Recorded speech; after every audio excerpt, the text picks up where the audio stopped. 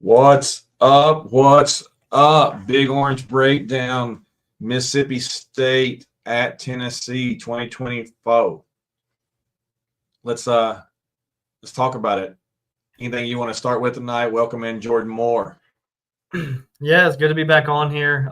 We took last week off from the Kentucky game because we had our guy Rusty come in from California and join us East Tennesseans this past weekend inside Neyland Stadium. So we took last week off because he had to travel, so we didn't get to do the Kentucky game. But it was fun finally meeting you in person for the first time, man. I had a blast. I know I've texted you 1,000 times, but it was awesome hanging out and tailgating with you at G10 and getting to watch the Tennessee basketball game together. I think we were probably the only two in front of the TV the whole time going crazy like it was a March Madness game. But like you told me, every game matters to us, so we get into it. Yep. Yeah. It doesn't matter to me, man. Tuesday night baseball game against Wofford. It might as well be Game 6 of the College World Series. Last night against Montana, I watched every second of it from 30,000 feet on a plane. Yeah, to me, every game matters. I know some people say games early don't matter. To me, every game matters. Every game means something in the end on your resume. And it was fun. I had a blast, man. And hopefully you get back soon and we can do it again. Maybe even catch a basketball game sometime. But Saturday was awesome. It was a great day. It was a great day tailgating, great day hanging out with you, and a great day inside the stadium watching Tennessee get another win. Yeah, it was beautiful. Beautiful day. Could not have been better. When I first got out of the car and we met up, I was like, I didn't think this through because it was chilly, but within about 30 minutes, we walked a little bit and we started hitting sunshine, and it quickly went from being a little chilly to just right. Yeah, it's that time of year in East Tennessee where you wake up and it's time to put pants and a hoodie on. Then by 11 o'clock, you're ready to be in shorts and a T-shirt. Pull that hoodie off. Yeah. Yeah. So just want to apologize to everybody out there. Not in orange tonight because I'm my team's playing football right now. My NFL team's playing football right now, so I have on the garb. But yeah. Yeah, so, you're the resident Eagles fan, and I'm the resident Cowboys fan. So you have room to talk all the trash right now. My Cowboys they're terrible, so I'll stay out of that. Well, so far this offense is not much to talk about tonight. So, let's get into the video. What do you say? Yeah, let's do it. All right. So we're gonna look at a little offense here. You got some timestamps for me. Right. Where's your first timestamp? So my first timestamp is going to be this very first play here. I just kind of want to point out, a few things. Early in this game, Tennessee comes out. They're already in 12 personnel to begin the game, which they did a lot in this game. And the reason I put this on here is because it's just the first play of the game, and it's already showing you how physical Tennessee is going to be in this football game, and how well they're going to end up running the football in this game. But I want to look at this first one just because Tennessee set the tone early to begin this football game of what they were going to do to Mississippi State.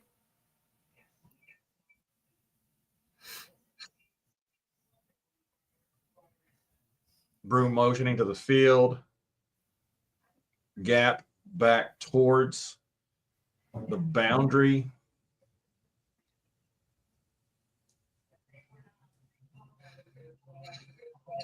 Yeah, we put a wide receiver in motion, to bump their defense out a little bit. They bring a guy back in the box to replace the guy they bumped out. Spraggins pulls, does a really good job on his block.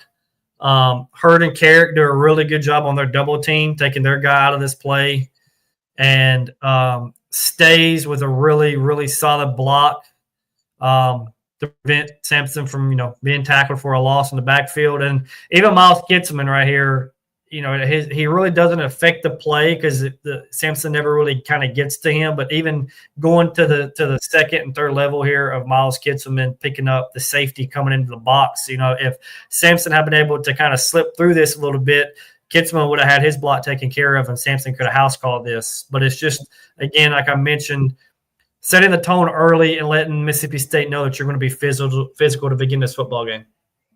Yeah, I was wondering, should Kitselman maybe have blocked here on this guy and pinned him inside and allowed Spraggins to come outside of him and then pin this guy in and then stays coming here to take this guy head up. Is that what was supposed to happen? I haven't looked at the play enough. I need to.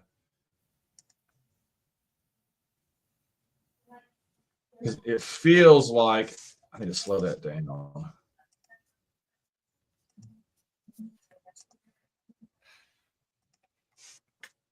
It feels to me like we got the double team here, which is really not.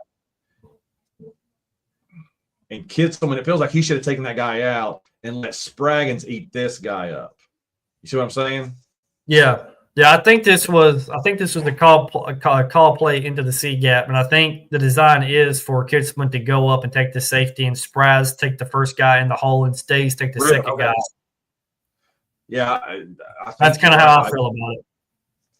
It just seems like right here, if Kitselman gets this guy pinned inside, you have small linebacker on pulling guard and backside corner. Because that's the corner right there. That's the corner that didn't follow Brew, right? Yeah. Backside corner having to meet Stays, and everybody else is caught in the wash. But like you said, it probably was designed for Kitselman to let this guy go, and Spraggins has him. Yeah. Spraggins takes the first guy through. Stays takes the second guy through. It's a really good block by Stays, and it's a good job by Sampson getting Skinny through the hole. And finding a seam. He always does a really good job just finding the holes that are there, getting Skinny through it, and just getting what yardage is there. And very first play of the game, you're picking up 8 yards in the run game.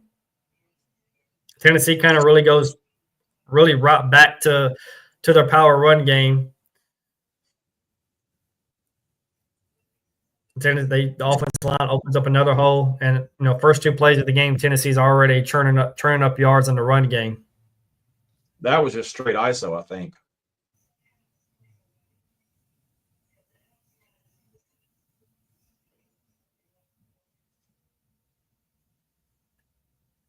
Yeah. Good job. Beautiful job. Great job by Carrick, letting the guy cross his face, come through, and then kind of just getting him out of the play. The guy beat him across the face, but Carrick does a good job just letting him go where he wants to go. Yeah, let him take himself out of the play and then just shove him on that direction. And then Cooper did a really good job of climbing up and getting his body turned to seal the linebacker to the end. Very nice right there. Next timestamp? The next timestamp, I think it's this very next play here. I think this is the touchdown to Squirrel.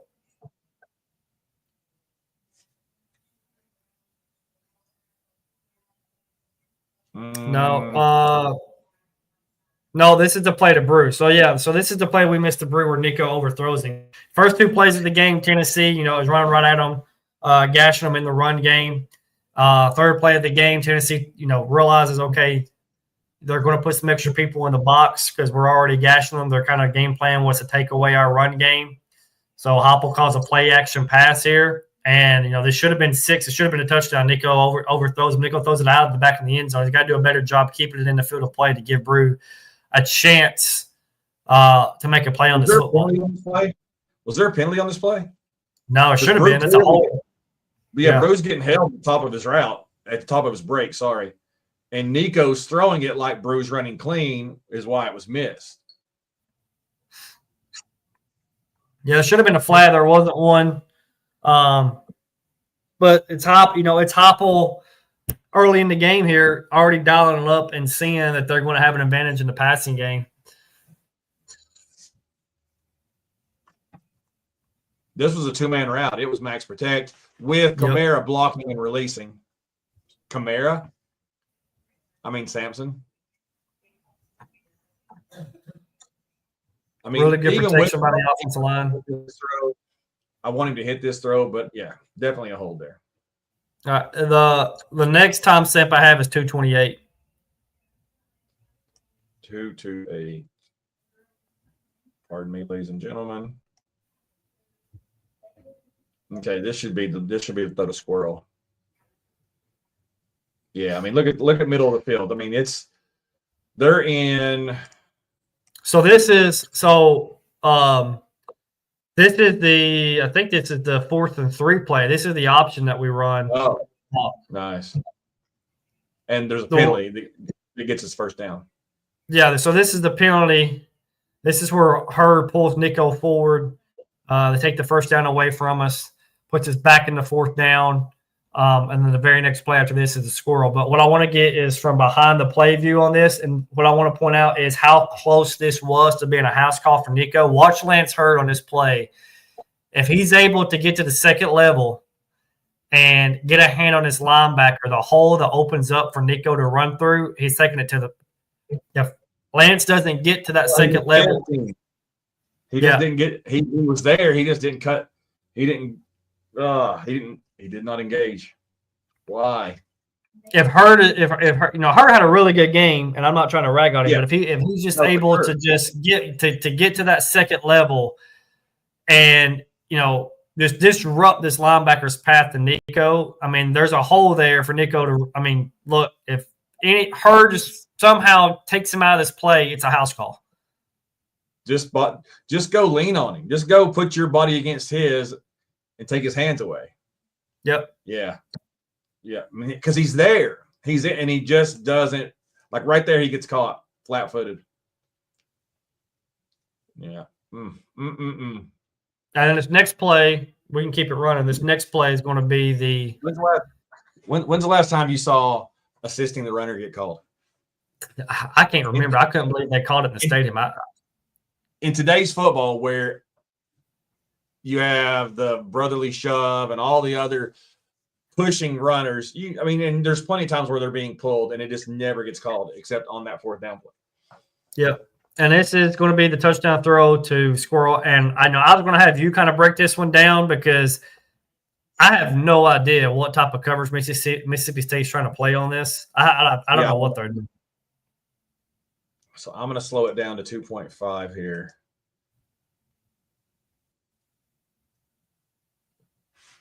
So I can really maybe examine the coverage. I'm assuming it's playing right now, isn't it? Yeah. 2's really slow. So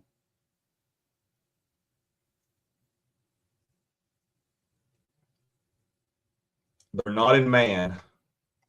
That I can say for sure. It's 4th and 4, right? It almost looks like they're trying to play some kind of cover 3 or cover 4, but no, they are in cover 2. The most oddly looking cover 2, but this safety who was showing on the hash and this safety who was trying to disguise like he was in man, they're actually both playing 2, and you got they're basically in a variation of a cover 2. Middle of the field open. And Nico read right. It was middle of the field open, and he threw it.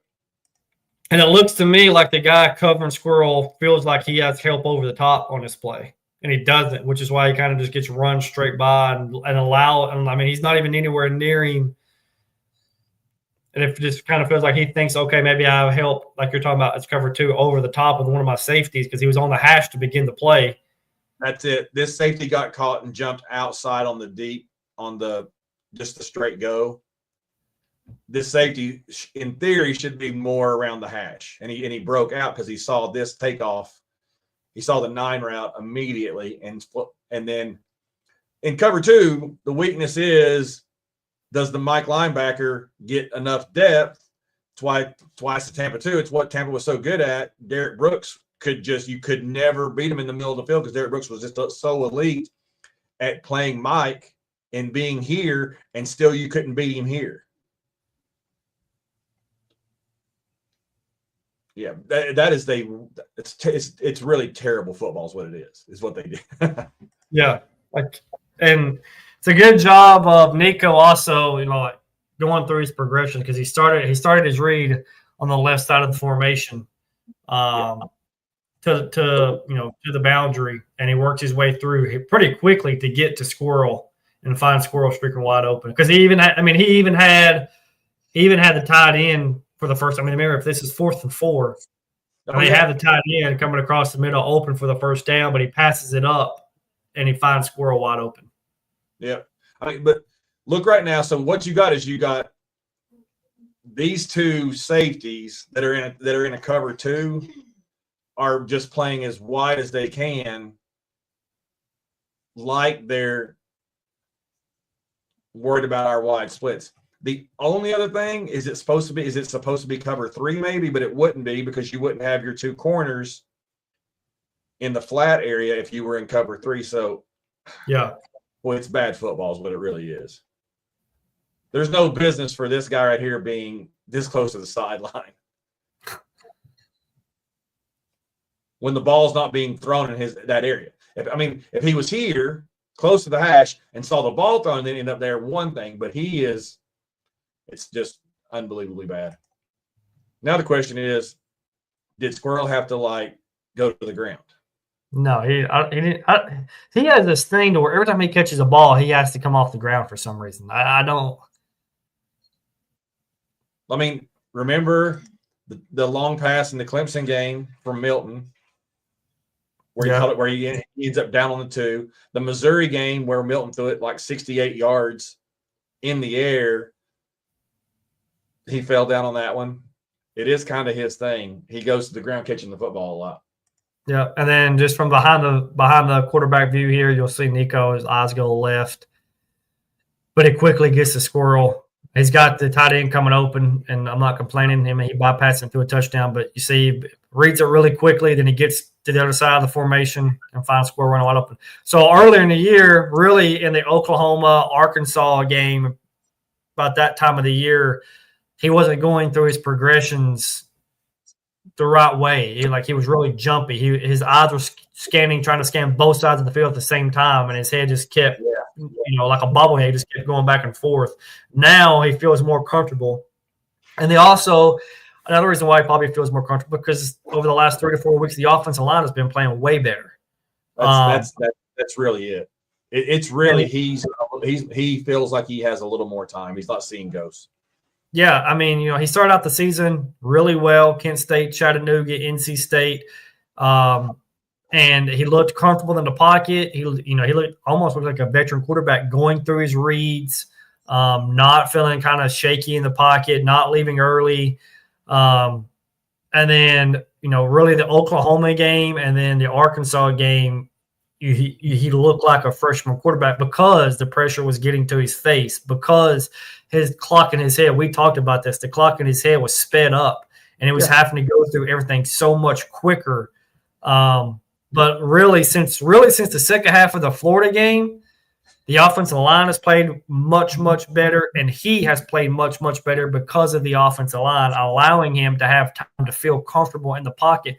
And I also think, too, that he has really just started to play football. And he's out there. Me and you talked about this. I mentioned this when he was kind of going through his struggles, that I thought he would have more just like gamer to his game, to where he could just make things happen off script, like just kind of more backyard football type stuff. And I thought, and I said coming out of the Oklahoma game and the Arkansas game that, I thought we would see more of that when things did break down, you would see more of the kind of almost Johnny Manziel backyard football type. And we hadn't seen that. Well, over the past 3 weeks and really since the second half of the Alabama game, he is starting to play kind of more backyard football of getting out of the pocket with his feet, making things happen by getting out of the pocket and keeping his eyes downfield.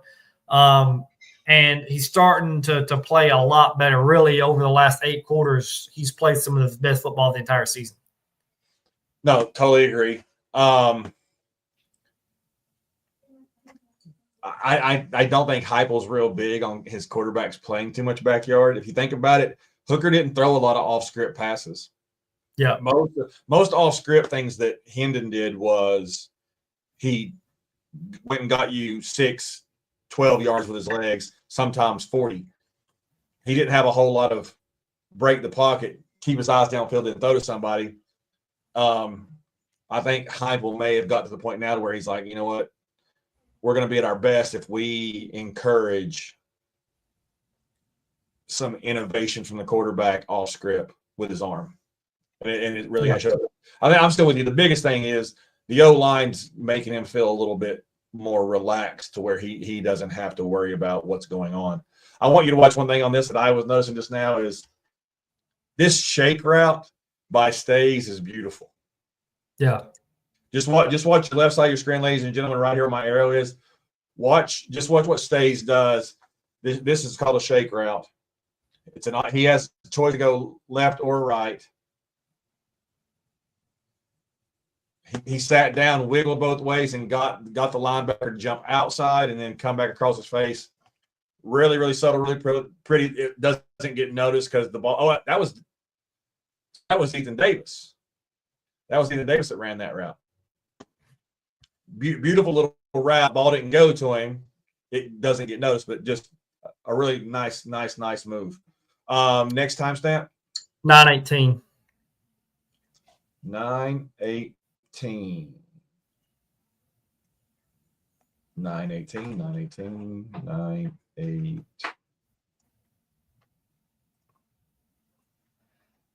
All right, this is the 4th and goal from the 1 yard line that gets stuffed. Two things on this play, a couple of things on this play. Really good job on the left side of the offensive line blocking down. Kitzelman, he just misses his block on this play, and his missed block is the guy that ends up tackling Peyton Lewis short of the goal line. 2, even though Kitzelman has the missed block, I feel like, and you can tell me if I'm wrong, but I kind of feel like Peyton Lewis kind of should have felt this and bounced it outside. And when he walks into the end zone, if he does, I think if Dylan Sampson's in the game, he just the feel of the game and his eyes probably sees Kitzelman not being able to get to this block, and his quick feet allows him to bounce it outside and really walk into the end zone. I think Peyton Lewis was just going off what the play called because he's a freshman and he's trying to do the right thing, and he doesn't quite have the feel yet to know what to do here, which is why he kind of just ran straight into the Mississippi State defenders and got tackled short. But the biggest thing to me is the Kitzelman block, and if maybe Peyton Lewis has a better feel, he bounces this and he just walks right in. Yeah. Yes, 100%. As soon as you mentioned the Kitzelman and his block part, that's absolutely what happens. It's what blows the play up. But my immediately next thought was Lewis, as soon as he saw the defender in the gap that he was assigned to run the ball through, in a year from now, maybe a little bit longer, but I doubt it. I'd say a year from now, or maybe even the beginning of next season, he's going to say, goal line formation, tight, two fullbacks in the game, basically. We're playing big, heavy, run at you ball. The perfect thing to do in that situation is how fast can I get my rear end of the pylon? Yeah. I see the guy in my face, and if I just bounce it immediately when I'm tight. Now, you don't want to bounce it if you're in a spread formation because then you run into the outside help from the corners or whatever. But in this formation, he's going to learn as soon as I get there, if the last line of the end, if the 9 hole, the G gap out there gets filled where the ball's designed, that tells you I should bounce and get to that pylon. And you're right, it'll come with time. And Sampson likely would have. Yeah, Kitzelman just completely whiffs. I mean, it's a good block by Jackson Moy in as a fullback. It's a good down block by the left side of the offensive line, and it's just a one-on-one matchup with Kitzelman. And the linebacker, Kitzelman just whiffs, and he's the guy that takes out Peyton Lewis.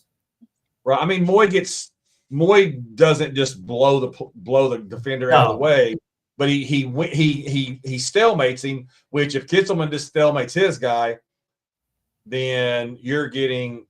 Then Peyton's just walking in all outside the tight end. Yeah, even if Kitzelman, as you said, just stalemates his guy, Peyton Lewis probably just runs right up the back of Kitzelman and they fall into the end zone. Or worst case, he just goes right off his rear end to the left and walks in. Yeah. The play's going right here, but if Kitzelman stalemates, He hits Kitzelman and just does this, just darts around him and walks in easily. Yeah, so you got Hurd, and I think that's Nathan Robinson down block. Moy stalemate with his guy, and then Kitzelman just whiffs. You see what Kitzelman did? He leaned way forward and didn't keep his feet under him. What kind of happened? Yeah. Which does happen. The next timestamp I have is 11:10.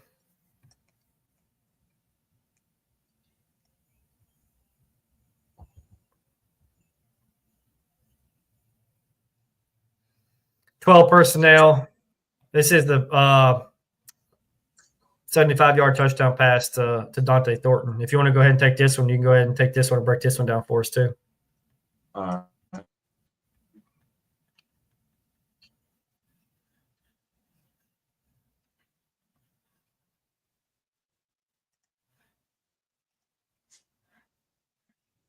So I'm going to have to let it run for a half a second.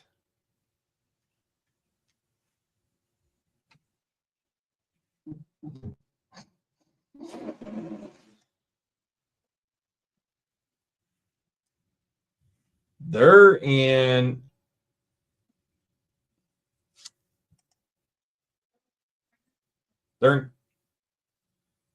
just in cover one.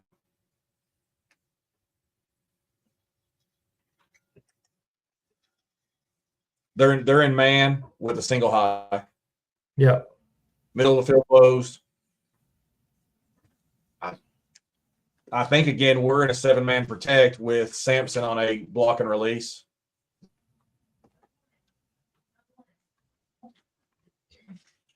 Yeah, they bring both inside. They bring both linebackers. The safety comes up to replace the blitzing linebacker to be able to cover the flats. Yep. Cover one, middle field closed. The DBs are man up. They're playing using the sidelines as an extra defender. The offensive line, running back, and tight ends do a really good job picking up the blitz and picking up the defensive line and giving protection. And this is basically just a straight go route, and it's a really good job. And Dante just uses his speed and runs right by the guy. Yep.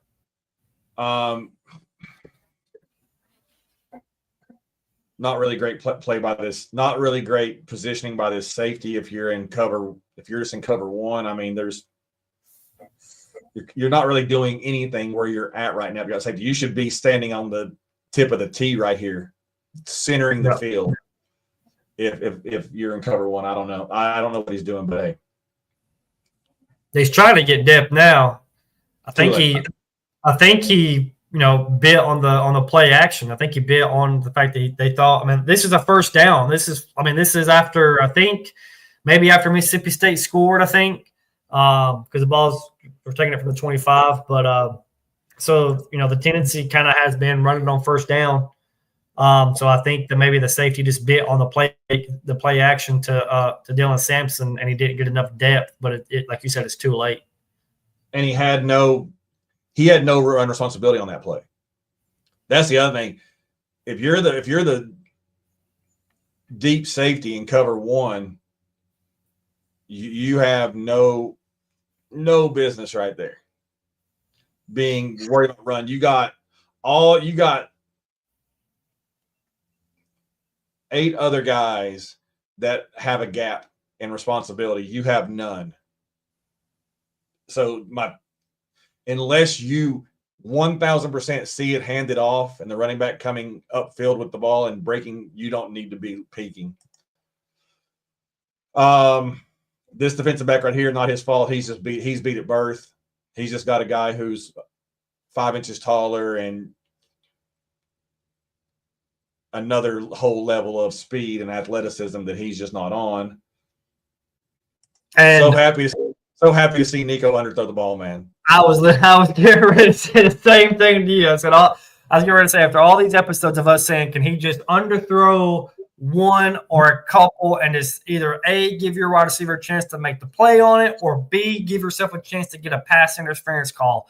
Last thing you want to do is keep throwing the football, overthrow your receiver by 10 to 15 yards.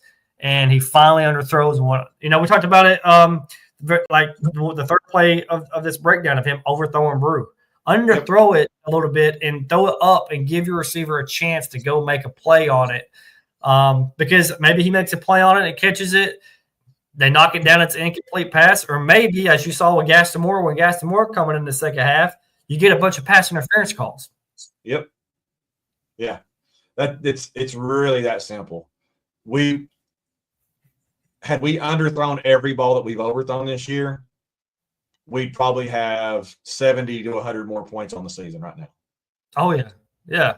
We've had guys running wide open. Like, you know, we've talked about this, and I mentioned this after the Arkansas game where I was like, you know, maybe some defenses have kind of figured out what Heupel does, but when you go back and you watch these games and you rewatch them, and I started really going back and watching them more in depth after the Florida game.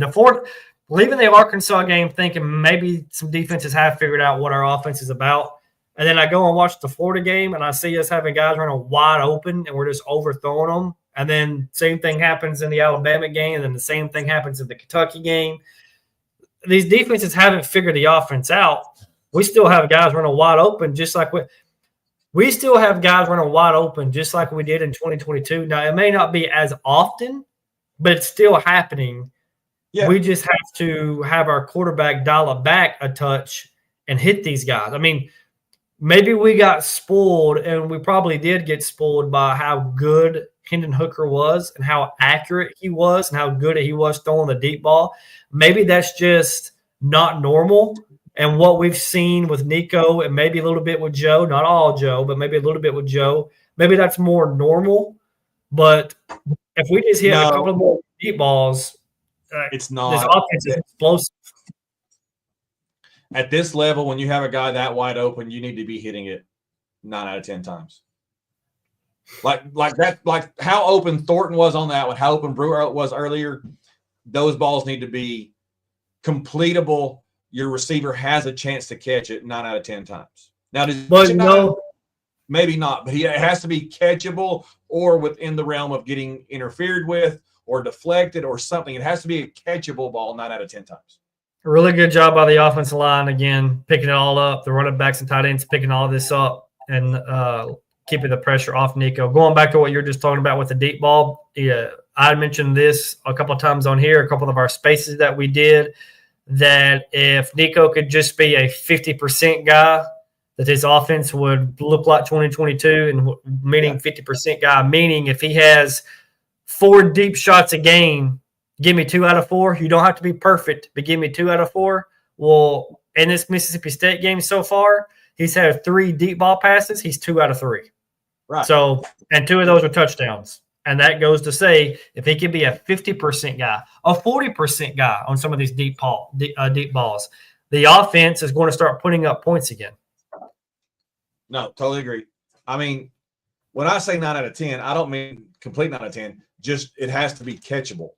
Yes. Now, get caught, maybe not. But you need to have Brazile, Brew, and Dante Thornton, worst case scenario, fighting for a 50-50 ball. Okay, well, I mean, to your point, okay, let's say you have 10 deep ball chances, right? He hits 4 out of 10, but then 2 or 3 out of the rest of them are pass interference calls.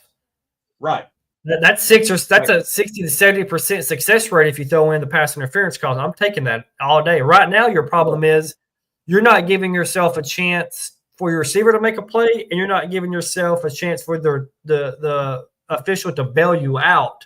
So you're only hitting 10 to 20% of those instead of 50, 60, 70% success rate. And you're not also forcing the defensive back to try to deflect it.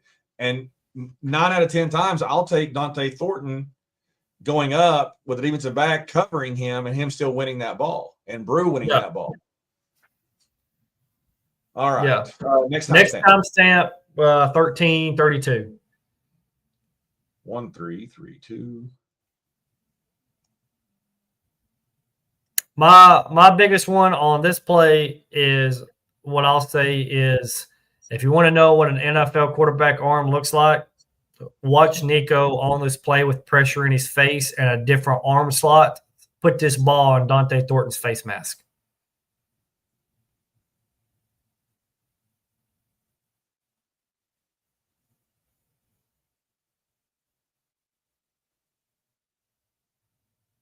Yeah, that's pretty. I mean, pressure right in his face. A 320-pound defensive lineman in his face. He doesn't even get to step all the way into this throw. And at the last second, he changes his arm slot just a touch, and he still puts this on a dime in Thornton's face mask. Yep. He almost 3/4 it. And he shoots it and he throws it like he's shooting a fadeaway jumper. Yep.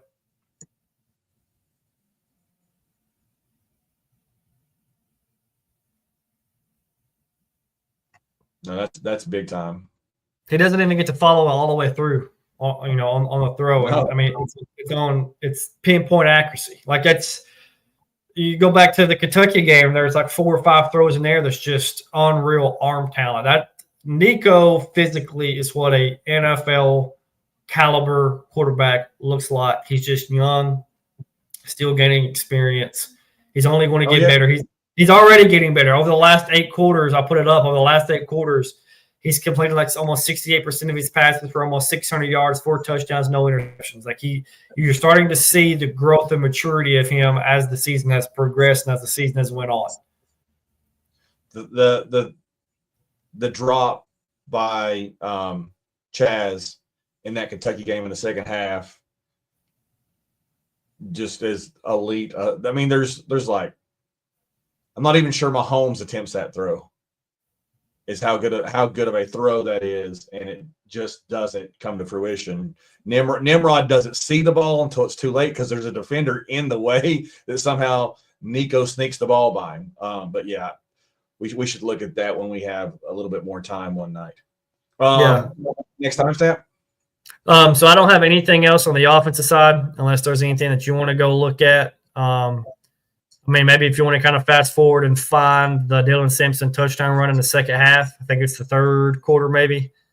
And we can kind of look at that. Other than that, we can, if we don't have anything, we can flip to the defensive side of the ball and kind of look at it a little bit.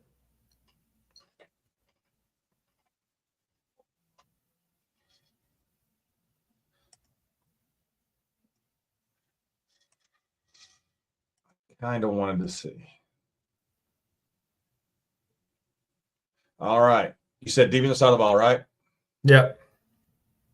Okay.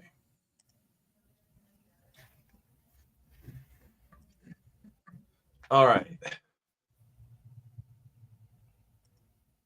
me do a little switching around here right quick. And I'll pull up the defensive tape.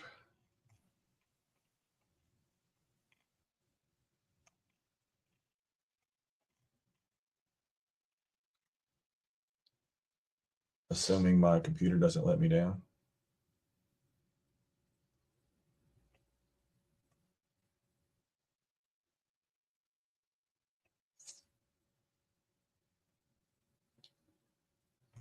I'm going to stop my camera. Okay.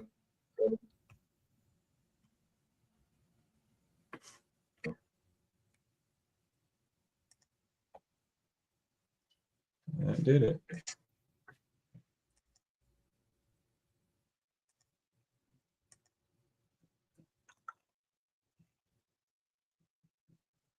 Tennessee D.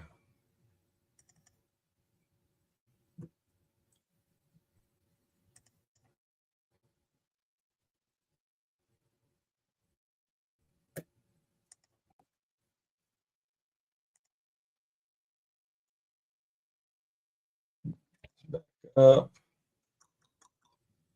All right. We're just going to let some of this play through, see what plays catch our eye.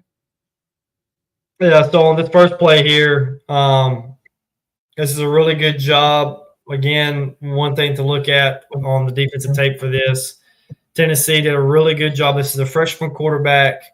Banks and Tennessee did a really good job of disguising their coverages. If you want to go back and start it back over from the very beginning real quick. All right, it looks like Tennessee's going to be in cover 2. Snap of the ball. They're going to looks like cover 1. Turrentine comes down into the box. It's a good job of Boo, passing off the responsibilities. Aaron Carter taking it and bumping out to the flats, taking the guy in motion. Boo's bringing, I think it's the running back coming out of the backfield, coming into his territory. And it's a really good job of Boo recognizing it, following it, and making an open field tackle. Yeah, so right now, if you're the quarterback, you're definitely seeing middle of the field open is what you're reading right now. You're seeing where they're either in cover 5, we're in cover 2, or we might be in cover 4 is what you're reading, but you're probably going to cover 4 based on the way Gibson is lined up and the way McCoy are lined up. That's not generally how you would set if you're in cover 4.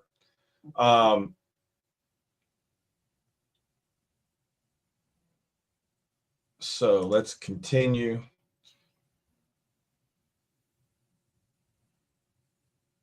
Now, again, it was totally disguised. As you see here, Turrentine is not in a cover 2 situation. This is straight cover 3.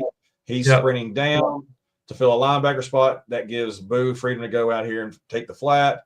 Brooks is sprinting to be the deep middle, and McCoy and Gibson both are taking their thirds.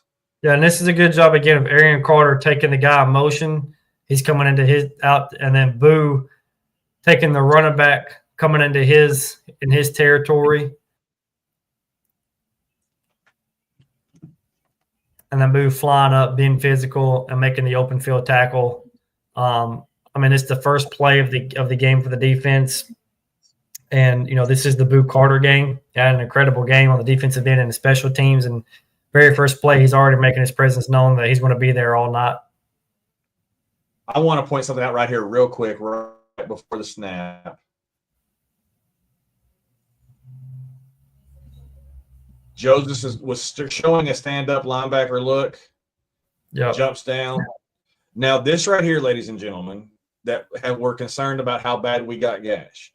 This is a 6-man box right here that we're stopping there. 1, 2, 3, 4, 5, 6 blockers on 6 guys. That is supposed to be handing the ball off. If you see this as this quarterback, I don't know how much freedom he has as a freshman. That should be a run the play. But my real thing I'm trying to show you right here is this is as heavy a box as we played pretty much all night, except maybe if we were in a goal line or 4th and 1 type set that I don't remember. But anytime in a normal down and distance, this is as heavy as the box got. We allowed them and dared them to run for 5 or 6 yards a carry all night long. Yeah. You're not going to hit us with gash plays. We gave them the defense that most teams have been playing us with this year as far as coverage goes. 2 deep safety look, and you're not going to throw it over the top of us. You're not going to hit us with a gash play because the only way you're really going to be in this ball game, Mississippi State, is if you hit a couple huge chunk passing plays and just score quickly. That might be your only way of surviving. So the light box tells you a lot. Yeah, Mississippi State have been really explosive in the passing game.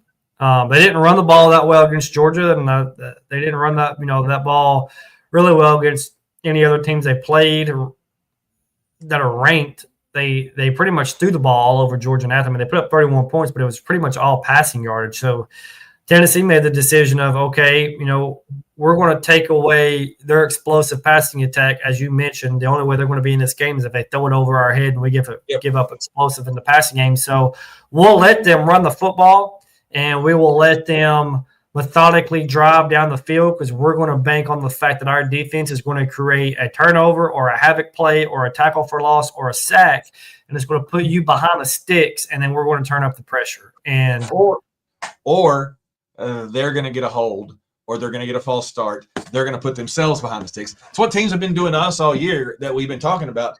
Teams are playing us completely different than they did in 2022. They haven't figured us out. We're still getting guys open, but they are trying to make us drive the ball. Mississippi State did the other night, did not. Mississippi State tried to attack us. But teams, for the most part, they're trying to say, hey, have a 9-play drive without making a mistake to get in the end zone. And lo and behold, 4 weeks in a row, we had great offensive drives on the first drive of the ball game, and every one we shot ourselves in the foot to end the drives. Yeah. 2 fumbles, was it a 2 or is it 3? Two fumbles on first drives, a hold in the red zone, and then in the Arkansas game there was something else similar. I can't remember what it was that far back, but that's been the recipe, and that's what we did the other night. Is will you make a mistake, or will we just get you for one tackle for loss? Now look here, 5-man box. Yep. Now we switch into a 6, but again we're facing. Go ahead. I'm sorry. I was just going to say, we've talked about with Tennessee on the offensive end about how teams this season have been manipulating the box count, and they'll bring guys in late in the box. Tennessee on this play, understanding that they run the same offense that we run, was doing the same thing and manipulating the box count. Because watch Arian Carter bounce in and out of the box to change up the numbers and to change up the look to keep the offensive coordinator from Mississippi State continue to guess on what the numbers were in the box. Right. If you look here, we're in a 5-man with Carter out there responsible for having a 2-on-2 receiver situation. Joseph was showing he was the linebacker. Now they show Joseph walks up and moves Carter into where it looks like we got a 6-man box.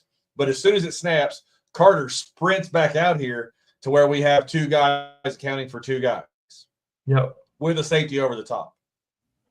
Before the because when he knows it's about to happen, he sprints out there into it.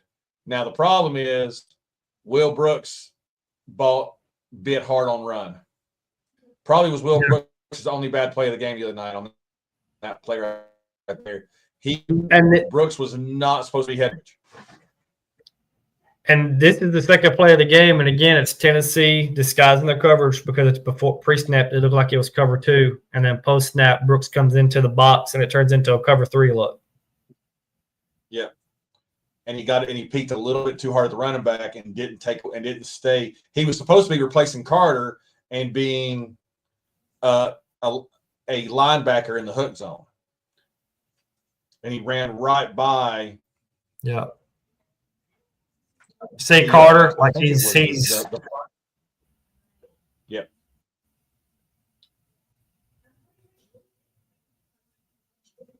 He's manipulating the box count. Oh, yep. And Brooks is replacing. And Brooks is trying to replace where Carter was at. Yeah, but he went just a little too far. He bit just a little too hard on the hand on the. If you watch him, you can even kind of tell by his body language. He was meaning to stop about right here where the arrow, or you can't see my arrow. He meant to stop short of this white line. He did not want to cross this white line. Like right about there's where he wants to be. And then all of a sudden he heads down and crosses that white line. And then he realized that guy's running right behind him. Because if he would have stayed in this area, he would have deflected that pass. Now, it didn't matter because it was a terrible throw. That should have been a nice little play for them.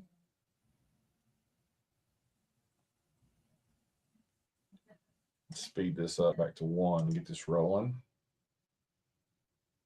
Again, 2 deep safeties. We got a 6-man box, but it's going to turn into pretty much a 5-man box. They went empty.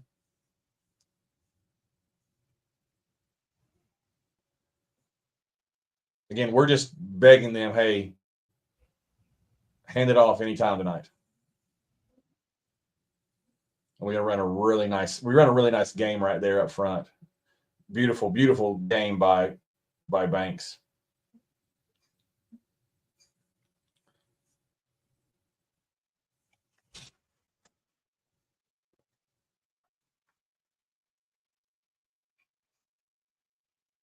$39 is Jalen Smith, right?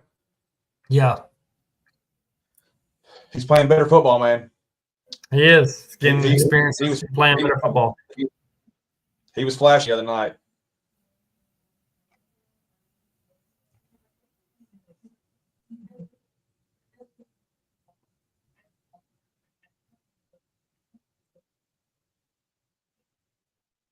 So okay, here's my question on here. So on that play, what coverage do you think Tennessee's playing this? Because Arian Carter completely bails like it's almost like he's almost playing like a Tampa 2 look, like he's supposed to take away the middle of the field as a middle linebacker. So, but I was trying to watching this. I was trying to figure out what coverage we were playing.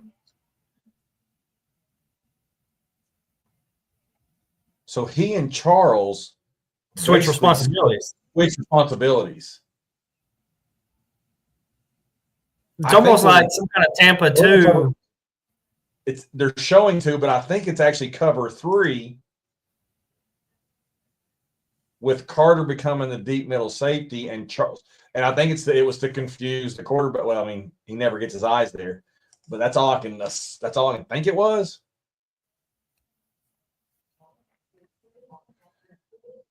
It's weird. You don't really usually see. I mean, they're clearly swapping responsibilities. Yeah. Charles is coming down and running with the crosser, and Carter is sprinting deep to take away the middle third. Yeah.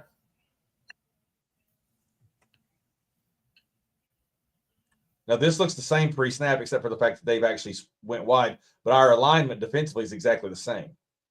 No, cover 3 again. That's completely cover 3, yes, with Charles playing it this normally. That's what Banks was pretty much doing to this young quarterback the entire game, disguising what we were doing, showing the young quarterback something pre-snap, turning it into something post-snap, and it's a good job of doing that because it's making the quarterback hesitate. When you hesitate, it gives your defensive line an extra second or an extra split second to get some pressure in his face or get to him, and you saw that on multiple times Saturday night. The quarterback, second guessing what he was seeing post-snap and allowing the pressure to get to his face because he hesitated. Looks like cover 4 right here pre-snap. Everything is saying cover 4. And what is the down distance? What? 3rd and 10? Yeah, 3rd and 10. That's cover 4. That's completely cover 4. And we let him. We just didn't take away the sticks. That's just McCoy should not give up the 35-yard line right there.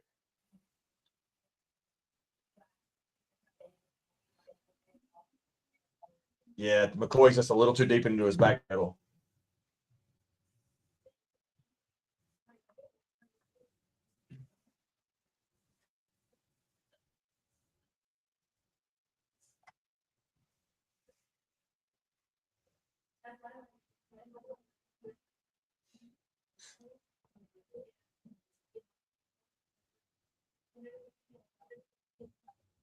Yeah, they put Carter in a dilemma right there. They knew it was 4, and I don't know if you could tell it, but they didn't pick on Carter. They just forced him to make a decision. This guy's running an in right here. He's running a dagger, and this guy's running the curl, and they know they're in 4, which means this linebacker wants to be right here to take away the dagger, and Carter can't take him and the curl both, and they know that McCoy is supposed to be in a back pedal in case somebody is at a full sprint at them. So it's actually a really nice call design by Levy on a 3rd and 10 once they knew we were in cover 4. And the pre-snap motion that you see here from the behind the play view, you see they realize it when they use the motion, what we're – right now he knows – right now he now knows we're in cover 4. And they call that, and they designed that intended to pick on Carter, Arian, not Boo. And actually Arian played it really well.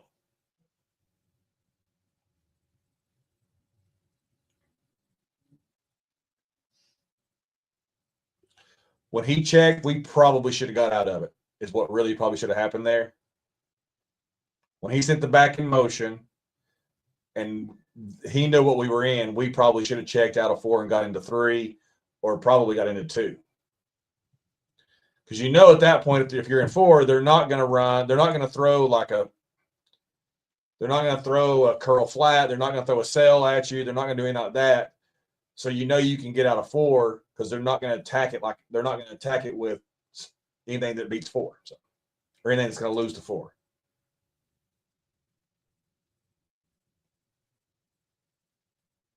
On this play, when we get to behind the play view, the only thing I'll say on this one is watch James Pierce and how athletic and quick twitch he is, and this is why this kid's going to be a first-round draft pick. Not only is he a special pass rusher, but he's turned into a pretty good run defender. That's stupid. That's so crazy right there, man. He jumps around 76 and is still fast enough to come out of going all that long way around and still get to the running back before he gets to the hole. I mean, Pierce is special, dude. He's just so quick twitch. If you want to try to I don't know what the town stamp is, but if you want to try to fast forward it and find when, because I know there's a lot of talk on social media about when we gave up the big gash run when we had them backed up. We had them backed up, and they hit us for a big one. That'd be second quarter going in that direction, right? No, it's still should be first quarter. Is it? Okay. Yeah. Here we go. It's second down. It's the second down play on this drive.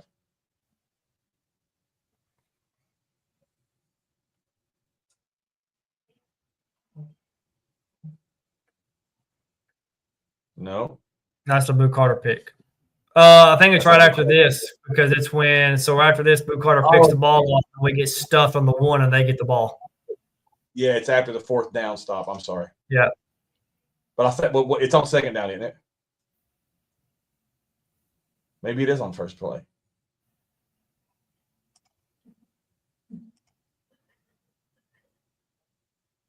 Now, again, not going to see a whole lot of Tennessee under Tim Banks having a team first and goal at their half-yard line, 1st and 10 at their half-yard line, and you're showing a 2-deep look. Most nights, if you're not playing a team that does offensively what State does and what we do, which is all the wide splits, you're more than likely going to see a single high safety in the box loaded. Like we did against Oklahoma when we safetied them, we're going to try to not give you an inch. And he was willing to give some inches in this game.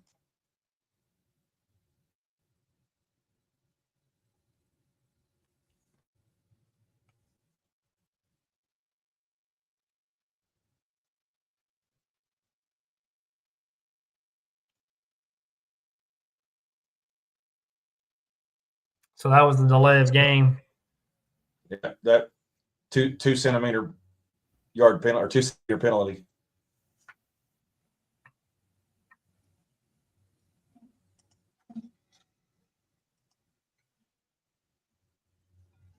Here we go.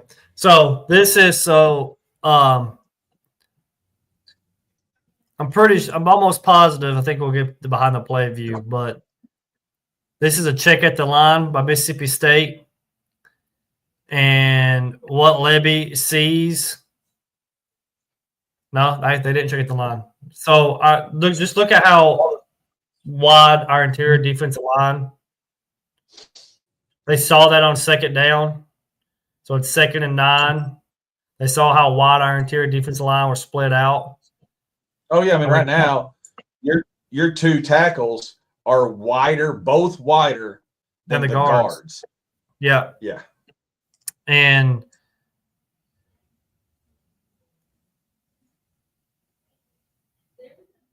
that means here it is. So this is the play where they gash us. Yeah. It's a check with me. Go ahead, yeah.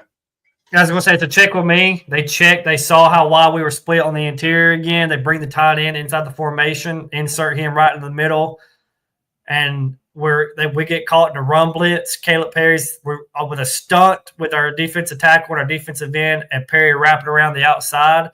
We talked about this before we come on. Everybody was upset about this play, like inside the stadium on social media, that we gave this up, backed up, and our run defense wasn't as good as it has been.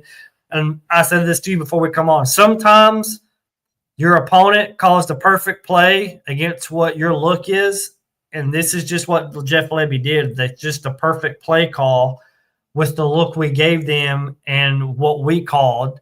We gave them the look of our 2 interior defensive linemen being split outside the guards. So there's room in the middle to run the football. Not only did we do that, we're also running a stunt. Plus, we're running a run blitz. We're bringing Caleb Perry around the outside of the stunt, trying to get him free, thinking they may pass the football here. And Lebby sees how wide our interior defensive line is, brings the tight end inside the formation, inserts him right up the middle to where the center would be, and they run right up the middle on us because of how wide we are. Yeah, a couple things about it is, one, you're so right. Sometimes a play caller just gets you. Yep.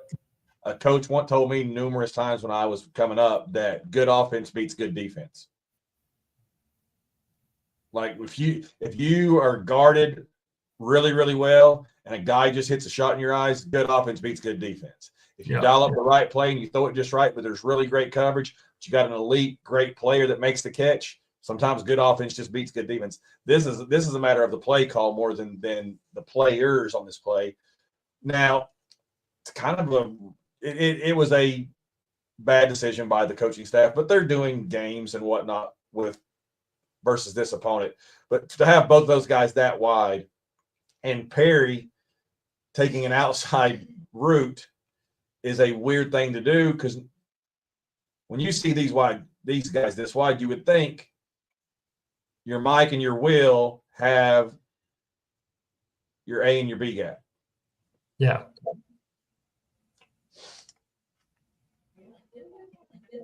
And basically, you left your Mike T-Lander trying to handle both gaps.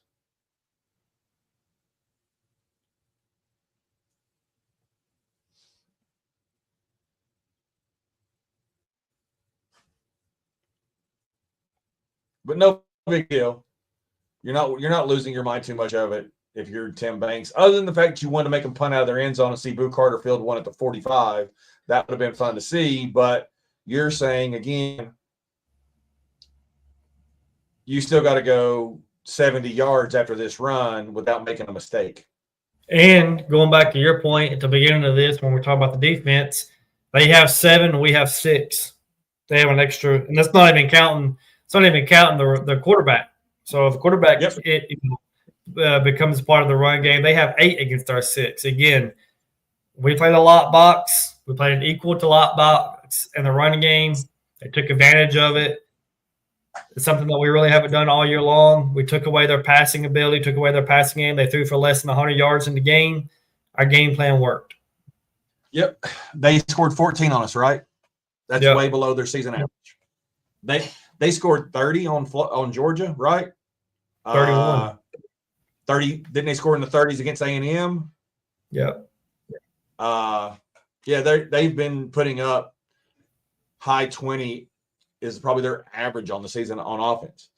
We had them to their lowest offensive yards total of the entire season. Right. Yeah. But that's pretty much all I had to look at on defense. I don't know if there's anything else that you want to continue to look at. If there's anything you want to look at, we can if you want to. No, that's pretty much it for defense. That was basically where I was with it. My bad. Bring us back up. I'm going to stop my screen.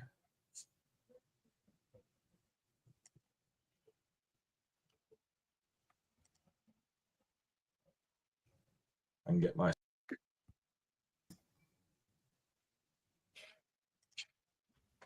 All right. Things got better for these guys once we got the show rolling. I don't know if we really? into it. I'm not even checked. It's 26-10 now. Minute to go in the ball game. Saquon Barkley's had a large fourth quarter. But hopefully we got a big game Saturday against Georgia. Hopefully we can get on here next week and be breaking down a big time Tennessee win. I think this is probably the best we've matched up with them under Josh Heupel. We finally have the guys up front that can match them. We have a defense that can kind of go toe to toe with them. So I think Tennessee has a good shot of going into Athens and winning. It's going to be tough. It's a road environment. We know the talk around how Heupel's teams perform on the road in environments like this. So hopefully they can go to Athens and pick up a win and kind of put that to rest also.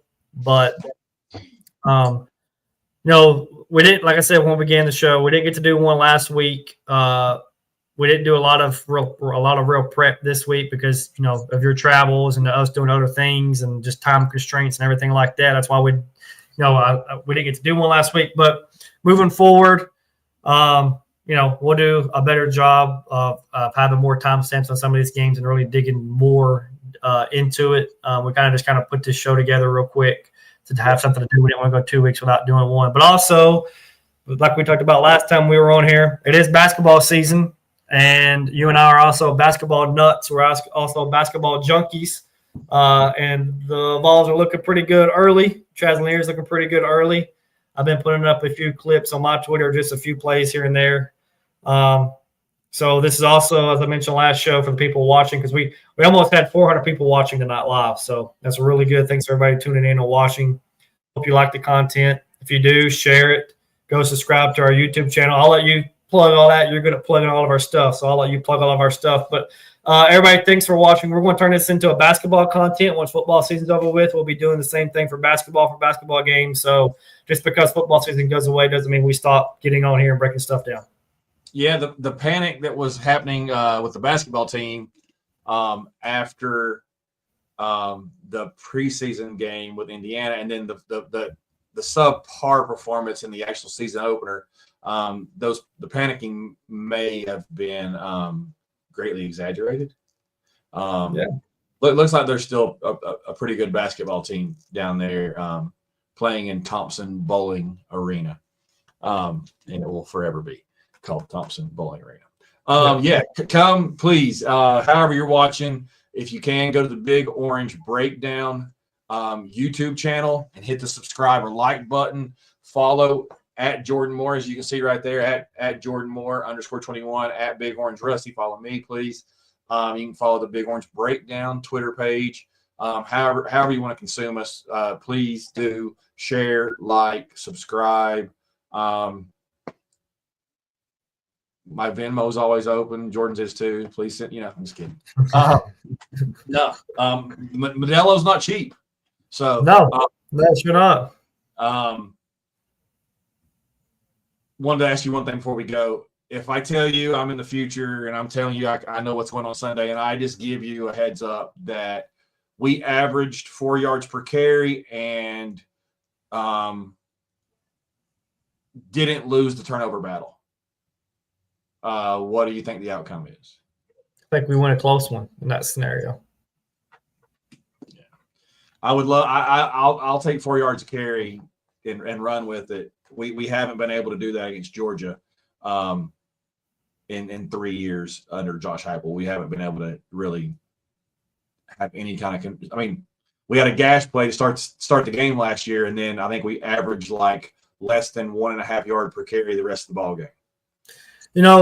This is almost a common sense thing, but kind of just looking at box scores of Georgia this season on the defensive end of some of the games they lost, and then going off the matchups of Tennessee and Georgia in the past, either our run game or our throw game has to be explosive.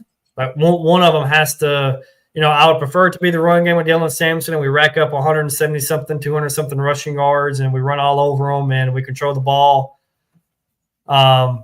But Ole Miss didn't do that. They threw for a bunch of yards. They threw it all over their secondary. Alabama didn't do that. They threw for all over their secondary. So, I think Nico is going to play. So I expect him to kind of roll out there and play. I think he's going to play. And if he does, I'm on camera. You said that. And I had no poker face when you said that. Maybe he won't. Who knows? Maybe he won't. Maybe it's gas time. Maybe it's gas pop time. He's questionable. Yeah. Yeah, I'm not looking at the camera. Hopefully, a great thing. If we get Carson back to turn the ball over like he has been doing lately, I love our chances. Yeah. If he gives us 3 picks like he did in Austin, I don't. We may put it on him if he does that. I mean, I think this is an obvious statement too, but if this game's inside Neyland Stadium, I feel very confident if that game is being played inside Neyland Stadium on Saturday. It's just, again, we know the narrative around Josh Heupel and road games and night games on the road. At some point, they got to go out there and win a game like this and shut that narrative up. And what better time or what better way than to go out there and do it. And the last quarterback to beat Florida, Georgia, and Alabama all in the same season was Eric Ainge in 2004. Yep. 20 years ago. Yep. And he was also a freshman quarterback. So maybe it can happen again. Maybe it can happen again. So hopefully we get on here next week and we're breaking down some really good football by Tennessee and a W by Tennessee. I'm down with that. Just tell the guys we're in Lexington. Let's just we go up there and win at night. Just let's every road game's Lexington. Did you realize last thing? Did you realize that Georgia's only played 3 home games so far this year? I didn't know that. And this is their first night game at home too. Because of the cocktail party, the Clemson neutral site game, and the way their SEC schedules fell, this is their this will be their 4th home game. That's crazy. That's wild. Yeah. And we're after this one, it's 2 games left. So their last 3 are at home. So yeah. Yeah. All right. Have a good night. Thanks everybody out there for watching, listening, consuming. Share on all your socials if you don't mind, so others can find us and be annoyed by us. Thanks so much. Love you, buddy. You're the best. GBO. Have a good one, man. Thank you. See you later.